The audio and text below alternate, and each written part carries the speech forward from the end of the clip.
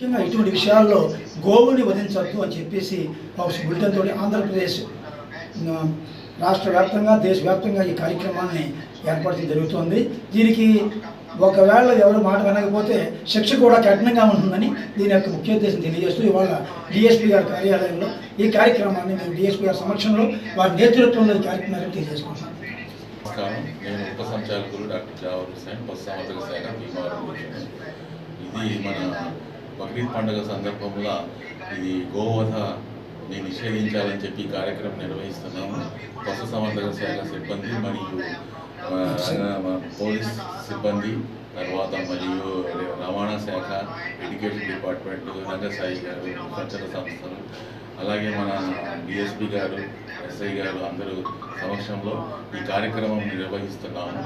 ఇది అందరికీ గోవులు, ఆవులు కానీ, ఆవు దోళ్ళు కానీ, ఒంటెలు కానీ ఇవి కోయకూడదు. ఇది నిషేధం ఉంది. దీని మీద చట్టాలు ఉన్నాయి. చట్టం ప్రకారం మనం యాక్ట్ చేస్తే వాటికి జైలు శిక్ష విధించాల్సి వస్తుంది. కాబట్టి ఇది అందరికీ, రైతులకి, ప్రజలకి అందరికీ తెలియజేయాలని చెప్పేసి ఈ ప్రోగ్రాం నిర్వహిస్తున్నాము.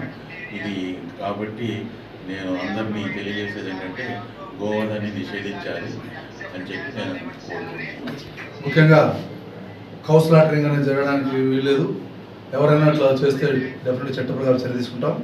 అనవసరంగా మీరు చేసి చట్టానికి ఇబ్బందులు పడే అవకాశం లేకుండా సహకరించాలని విజ్ఞప్తి చేసింది. అంటే ఇవాళ స్వచ్ఛంద సంస్థలు మరియు డిప్యూటీ డైరెక్టర్ అందరూ వచ్చారు. డెఫినెట్లీ టేక్ యాక్షన్, లీగల్గా చట్ట ప్రకారం యాక్షన్ తీసుకుంటాం. కాబట్టి దయచేసి ఎవరు అటువంటి దాన్ని పాల్పడి కోరుచున్నాం. Thank you.